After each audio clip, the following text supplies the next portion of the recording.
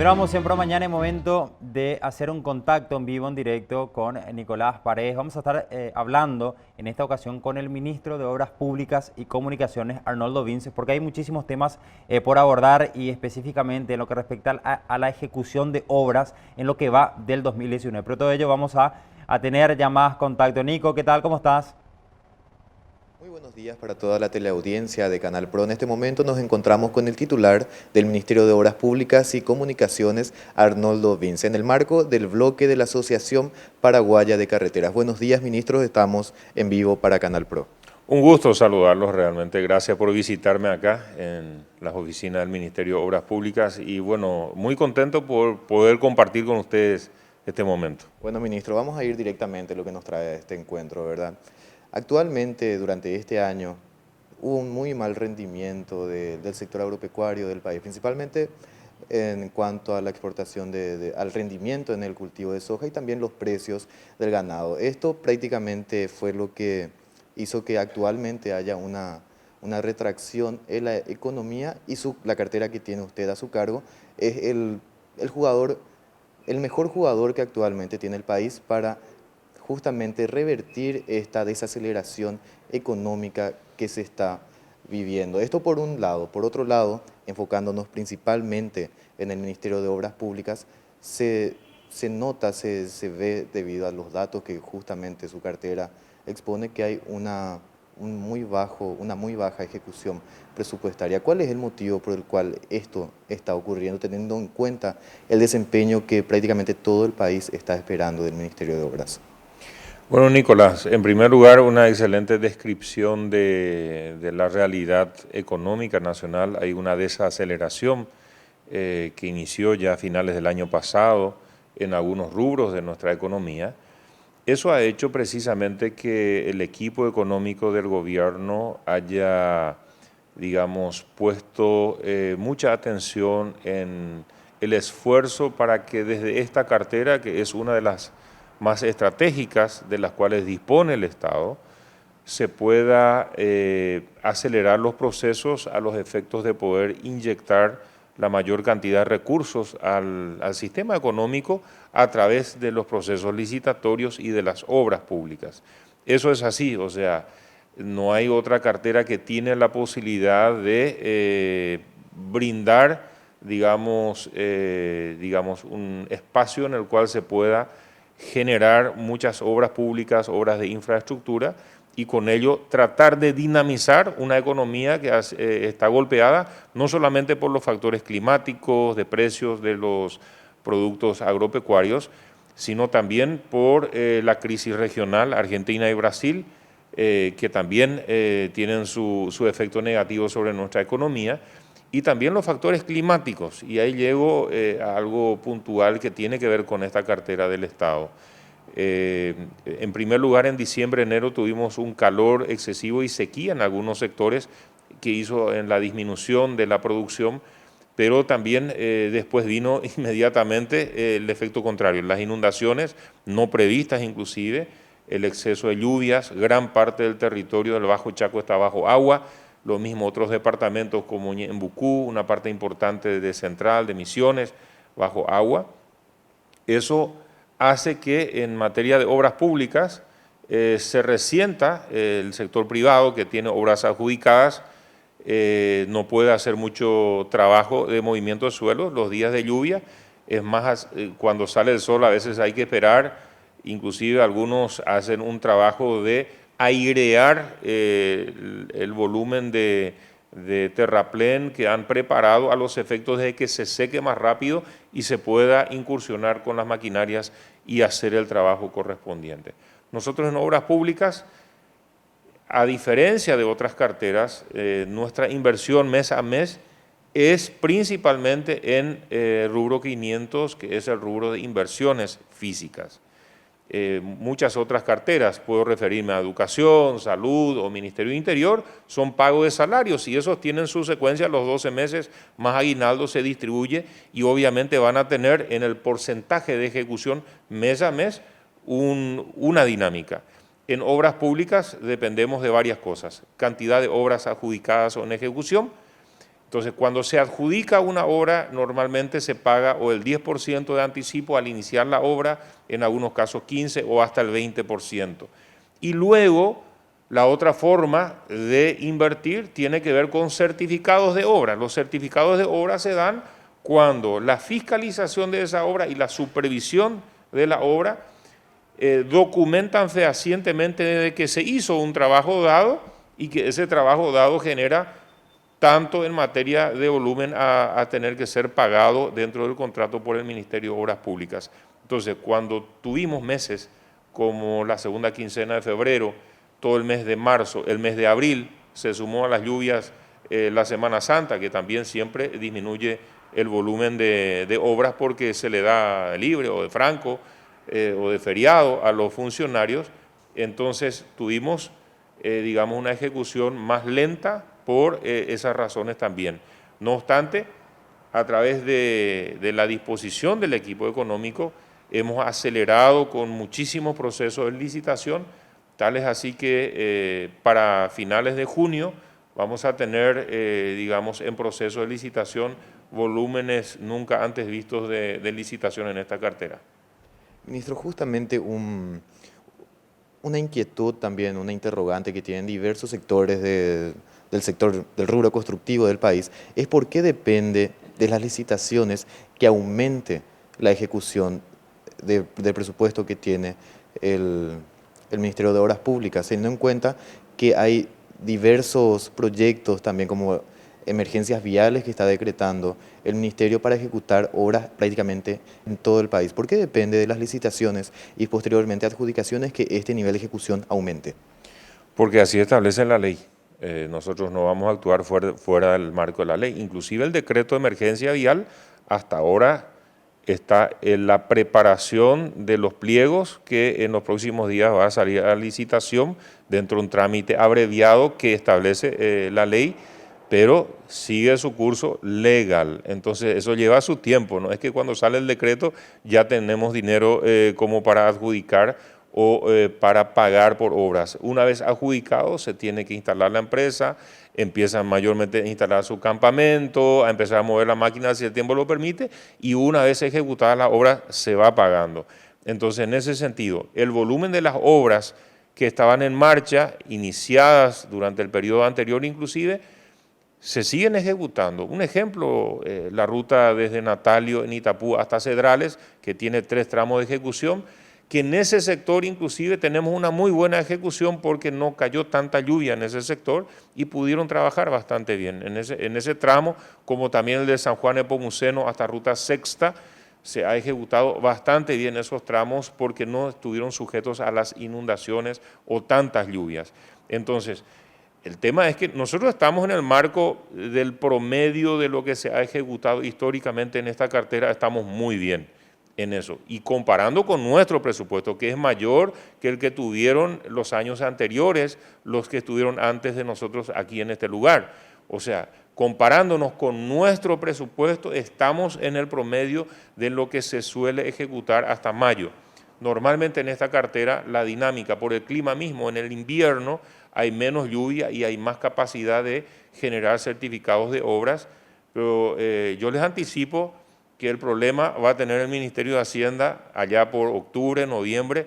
Quiero ver cómo va a estar el humor por el Ministerio de Hacienda porque el volumen de los certificados y las obras que van a estar ejecutándose va a ser enorme, siempre y cuando las condiciones del tiempo, que creo que nos van a acompañar, generen esa posibilidad por la cantidad de llamados y de obras que estamos adjudicando. Te doy un dato, y eso está publicado en los medios. En los últimos 4 años, en el periodo anterior, se han ejecutado obras en total sobre un largo, digamos, de 1.400 kilómetros de asfalto nuevo. 1.400 en 4 años de gobierno. Excelente, eso comparando con el promedio que tenía el país. Nosotros en estos menos de 10 meses ya hemos licitado y estamos en proceso de adjudicación hasta el 30 de junio de casi 1.500 kilómetros. Lo que se habló en 4 años, en un año en procesos, muchos de esos kilómetros se van a ir asfaltando en procesos plurianuales. No significa que en el 2019 se van a terminar, pero hemos encauzado los procesos de licitación desde el 16 de agosto del año pasado hasta el 30 de junio de este año 2019, en unos 10 meses, de 1.467 kilómetros de asfalto nuevo, como un dato importante para ver la comparación. Por eso, lo que se viene en generación de certificados y de obras públicas es de un volumen muy importante y es lo que necesita el país. Solo que no hay paciencia en el sentido que esto lleva su proceso y su tiempo, pero espero que me tengan un poquitito más de paciencia y a todas las empresas que están trabajando para que podamos demostrar en los próximos meses que va a mejorar sustancialmente el volumen de ejecución. Justamente como mencionó los procesos licitatorios que existen, hay obras que se están esperando ya desde hace mucho tiempo, como por ejemplo la ruta Traschaco, justamente también esa, las penitenciarias, la ruta Alberdi Pilar. ¿Cómo están estos procesos? ¿Cuándo ya se estaría iniciando o justamente, o por lo menos adjudicando las obras? Vamos a empezar por la ruta Traschaco, una obra largamente esperada. De hecho, hubo un proceso licitatorio en el 2016 a través de la ley llave en mano que finalmente no prosperó por problemas con el Ministerio de Hacienda en aquel proceso. Esa ruta está destrozada en gran parte del tramo. Se tiene ya el préstamo aprobado el año 2018 y hemos trabajado en el diseño y hemos mejorado, digamos, inclusive la calidad de la obra en su diseño original a los efectos de mejorar. Esta inundación que tuvimos nos mostró la limitación que tiene la actual ruta Traschaco en su altura, en la altura del terraplenado o del talud. Entonces necesitamos mejorar eso inclusive, por eso va a ser un poquito más cara la ruta, pero la idea es que hagamos una ruta ya que nos dure mucho tiempo y no esté con los problemas de las inundaciones vulnerables. Eso significa una mayor inversión, pero significa tener una ruta de mejor calidad. La ruta Traschaco se va a hacer duplicada, o sea, se va a hacer una ruta nueva al lado de la actual, en el tramo desde el kilómetro 50 hasta el 450, o sea, 400 kilómetros de la ruta Traschaco. Aquellos que conocen lo que es esta pepona de Ciudad del Este hasta Caguazú, pueden hacerse, esa va a ser la imagen de la ruta Traschaco en esos 400 kilómetros. Entonces, ¿qué esperamos para que eso arranque? Bueno, en este momento ya obtuvimos esta semana la no objeción del BID, están terminando las documentaciones en la unidad de contrataciones aquí del Ministerio para ser enviada esta semana ya a la Dirección Nacional de Contrataciones Públicas para que ellos luego procedan a subir al portal el llamado de los primeros 2 lotes o tramos de la ruta Traschaco, que se va a trabajar en 8 tramos.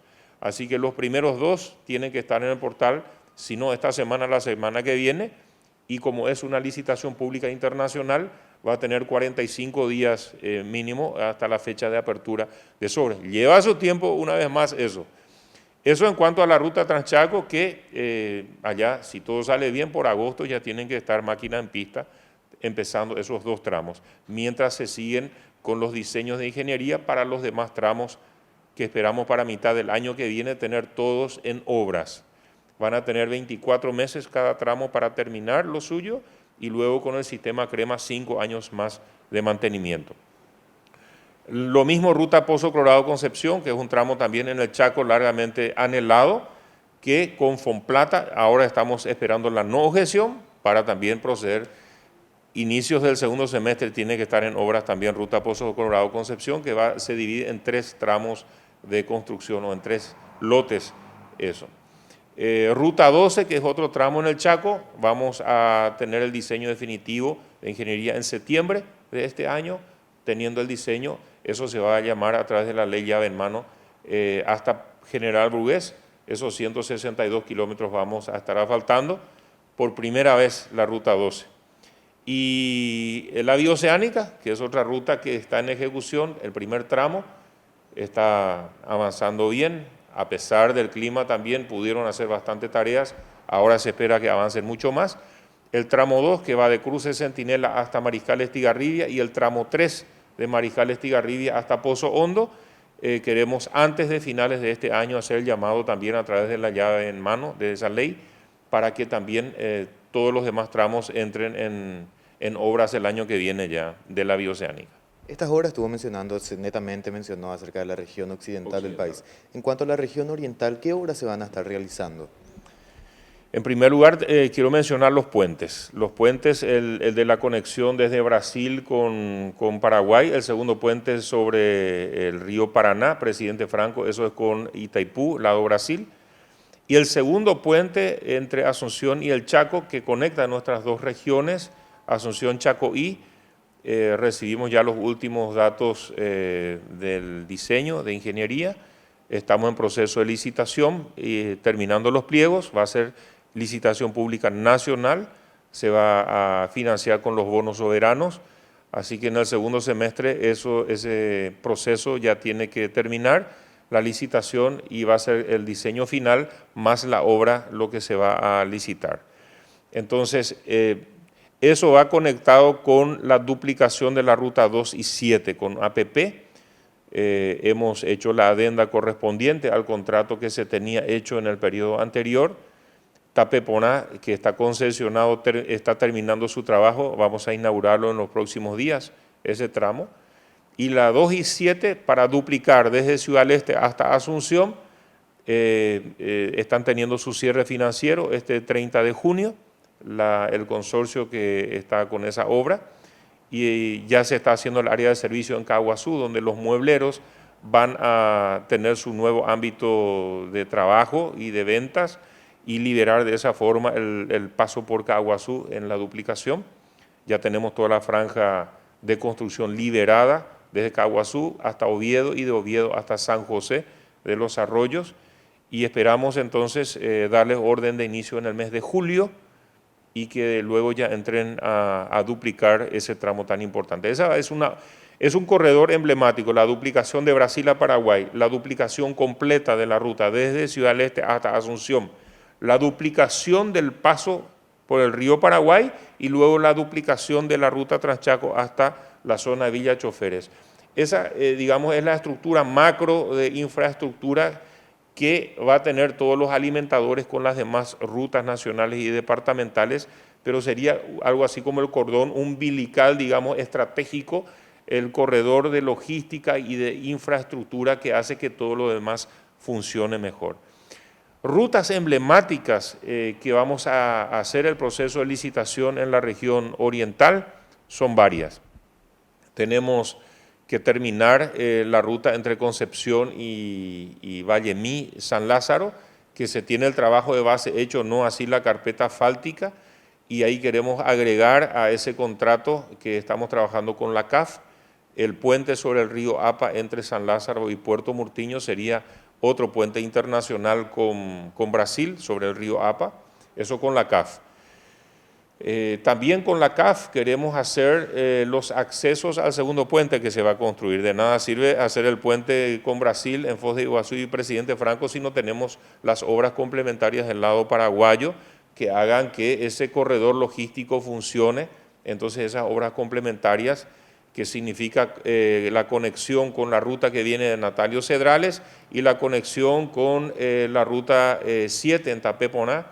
Esas conexiones tienen que dar estas obras complementarias, como también la conexión de Presidente Franco a Ciudad del Este. Luego tenemos una ruta nueva muy interesante que Fomplata ya terminó el diseño de ingeniería. En este momento se está procesando el préstamo de Fomplata en el Ministerio de Hacienda. La llamamos la ruta de la soberanía, que iría sobre la línea de frontera entre Paraguay y Brasil, desde Pedro Juan bajando hasta Ipejún. Son un poquito más de 200 kilómetros sobre la línea de frontera que haría que esa zona, que hoy es, como suelen decir, la zona de ninguém, de nadie, que pueda ser una zona en la cual nos interconectamos y hoy en día una zona famosa por cosas que no queremos mencionar aquí, pero queremos integrarla a la zona de producción. Es una zona de suelo muy fértil, de muchísima producción, en la cual vamos a unir Pedro Juan Caballero con San Japutá con con Capitán Bado, luego con Itanará y finalmente con Ipejún. así que va a ser una ruta nueva muy pero muy importante que el año que viene vamos a empezar el proceso de licitación una vez que tengamos el préstamo aprobado. Otro tramo emblemático que se está preparando con la JAICA es el tramo que lo llamamos la ruta de la exportación oeste, que iría el corredor desde Ayolas, Llavebrú, que ya está en proceso de empedrado y de asfaltado con la entidad binacional Yacyretá, iría de Llavebrú, Laureles, Villalbín, Desmochados, hasta Isla Umbú y ahí conectaría ya con Pilar. Sería el corredor que une Misiones y el departamento de Ñeembucú por abajo. Es una zona bastante anegada muchas veces por las crecidas, por las inundaciones.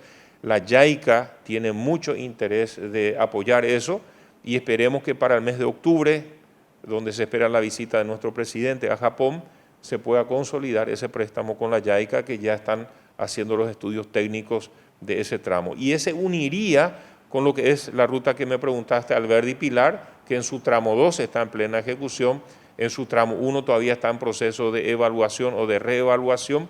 Entonces esperamos que esto sirva como un corredor de integración realmente entre Central, la zona de Villeta, Alberdi, Villafranca, luego hasta Pilar.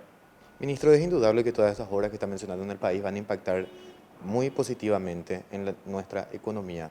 ¿Usted piensa que esto se va a poder concluir, todas estas obras se van a poder concluir durante este gobierno y en el caso que no, en cuánto tiempo estaría concluidas todas estas obras? Y cada obra tiene su dinámica. Fines del año pasado nosotros hemos adjudicado 13 tramos de asfalto sobre empedrado y 8 lotes importantes de obras de cerca de 200 kilómetros de asfalto en el departamento central, que son conexiones interurbanas en el departamento central.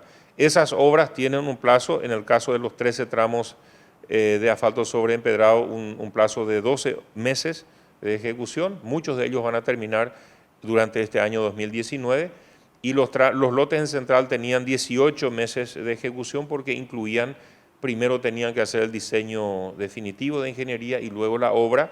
Muchos de ellos recién están terminando el diseño, ahora están entrando en obras en central. Esos tienen 18 meses o se van a terminar allá por mediados del año 2020. Luego cada ruta que he mencionado tiene su timing, sus plazos. Como te mencioné, la ruta Transchaco tiene 2 años de fase constructiva, luego de mantenimiento por los siguientes 5 años. Y si hablamos, por ejemplo, de una obra que me consultaste también, Costanera Sur, que estamos en el proceso de evaluación ya de la licitación, ojalá en breve podamos adjudicarla, esa va a llevar sus años porque esta es la Costanera Sur, primera etapa que incluye un tramo de la costanera, luego una calle interna por la nueva ciudad que se va a construir, el refulado de más de 60 hectáreas donde se va a construir con un préstamo del BID de 100 millones de dólares, más de 1.000 viviendas, 1.600 viviendas aproximadamente en ese sector, más las viviendas en el barrio Bozano que ya está refulado. Esas obras llevan sus años. Primero hay que hacer el refulado, luego esperar que se asiente, luego la construcción de la infraestructura, las viviendas.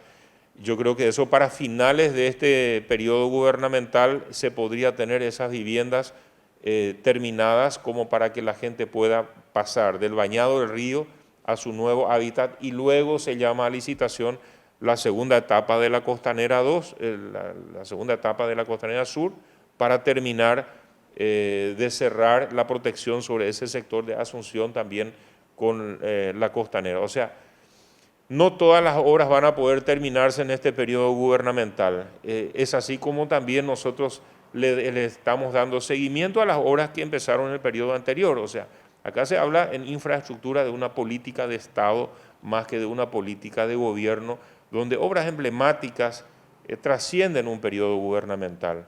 Entonces hay que entender eso también. Así funciona el Estado y debe funcionar el Estado. Ministro, me estuvo mencionando muy detalladamente acerca de obras viales que se van a realizar. ¿Existe un tema, quizás un sector o un rubro que históricamente está siendo olvidado, que es el de agua y saneamiento? ¿Se tiene pensado durante este gobierno realizar obras en base a este tema y cuánto más o menos se invertiría? Es un sector muy deficitario, como bien dijiste, tal vez inclusive olvidado o disgregado en su atención. Aquí hay 4 instituciones que tienen que ver con el sector agua potable y saneamiento: ESAP, ERSAN, SENASA, que está dentro del Ministerio de Salud, y DAPSAN, que es el ente rector que se creó hace unos 9 años atrás en el Ministerio de Obras Públicas. Hemos presentado primero un proyecto de ley para que se cree el Viceministerio de Agua Potable y Saneamiento. Finalmente hemos retirado ese proyecto de ley y hemos presentado o estamos trabajando en la presentación de una Secretaría Nacional de Agua Potable y Saneamiento que funcione como y que integre estas 4 instituciones, que no se disperse el tema y se pueda enfocar grandes proyectos. Estamos muy avanzados, Nicolás, con varios procesos de licitación muy importantes que afectan al sector. Paraguay necesita de aquí al 2030, porque hablamos otra vez de política de Estado, invertir 6.000 millones de dólares en este sector para, tener una cobertura universal de agua potable y saneamiento en la República del Paraguay, para cumplir con los objetivos del desarrollo sostenible, donde estamos muy atrasados en nuestros índices. Un ejemplo, tenemos muy avanzado el proceso para el llamado a licitación del proyecto Lambaré, que es un proyecto de unos 200 millones de dólares, que va a ser financiado precisamente por el BID con otros organismos internacionales. Esos préstamos están siendo preparados para aprobar por el Ministerio de Hacienda y enviar al Congreso. Luego está el gran proyecto que afecta el sector de Mariano Roque Alonso, Luque, Limpio, donde estamos hablando de un costo de inversión de unos 250 millones de dólares. Ahí estamos trabajando con CAF y otros organismos financiadores que tienen mucho interés en ese sector. También en el Alto Paraná, ahí está prevista una inversión de cerca de 1.300 millones de dólares para lo que es Ciudad del Este, Presidente Franco, Hernandarias y Minga Guazú, las 4 ciudades más pobladas del Alto Paraná.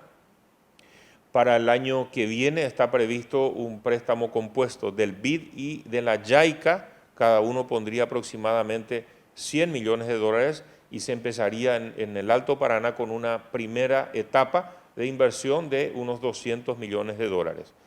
Aparte de eso está la cuenca del lago Ipacaraí, donde hay un proyecto muy interesante que presentaron en el Congreso, en la Cámara de Senadores, que prevé porque el problema de la cuenca del lago es la gobernanza. Tenemos varios gobiernos departamentales involucrados, casi 20 intendencias municipales que están en el área de afectación o de impacto sobre la cuenca del lago de Pacaraí. Entonces, la idea de un grupo de legisladores ha sido crear algo así como lo que tenemos en la Comisión Nacional Pilcomayo, dentro del Ministerio de Obras Públicas, que es una comisión nacional donde está integrada por gobernadores, los intendentes de la zona y otras instituciones que tienen que ver con el tema. La idea de un grupo de senadores es crear una comisión nacional del lago Ipacaraí, de la cuenca del lago Ipacaraí, que tenga la gobernanza sobre ese sector, porque hoy en día hay miles de iniciativas de todos los sectores, pero no hay una institución supra que pueda coordinar legal y jurídicamente esos esfuerzos.